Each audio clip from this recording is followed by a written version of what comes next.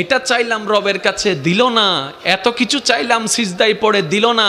আমি শ্রদ্ধার সাথে বলি, রবের কালাম যে আপনার গলে দুলার নিচে পড়ে আছে, এটা দেখার পরও যে রহমান গজব দেয় না, আগে সেটা শুকরিয়া আদায় করেন। আমরা দিন দিন ধৈর্য হারা হয়ে যাচ্ছি, আমরা দিন দিন অধৈর্য হয়ে যাচ্ছি। একটা সময় যে বার্তার জন্য মানুষ 3 মাস অপেক্ষা করত, এখন 3টা মিনিট ওয়েট করতে গেলে মানুষের মেজাজ ধরে যাচ্ছে।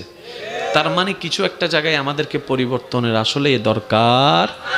যদি জীবনটাকে সুন্দর করতে চাই, আমাদের কিছু প্ল্যানিং এ যেতে হবে। আনপ্ল্যানিং এ কোনো কাজও সুন্দর হয় না। এই কোরআন যার হাতে তে পিছায় রয় কেমনে? এই কোরআন আল্লাহ যার মাধ্যমে দিয়েছেন, সেই নবী রাহমাতুল লিল আলামিন যার কাছে, সে পিছায় রয় কেমনে? ভালো করে গবেষণা করে দেখেন।